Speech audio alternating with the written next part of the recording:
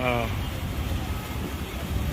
সবাইকে শুভেচ্ছা জানাই blue moon sky view restaurant থেকে।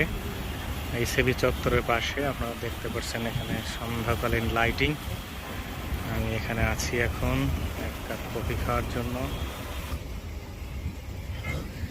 সূর্য কেবল অস্ত গিয়েছে, গোধূলি লগ্নে আছি। দেখতে পাচ্ছেন এখানে লাইটিং এবং ঝর্ণা রয়েছে।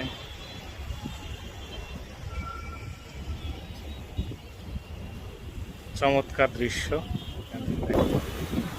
উপর থেকে আশেপাশের যত বড় বিল্ডিং আছে এখান থেকে দেখা যায়।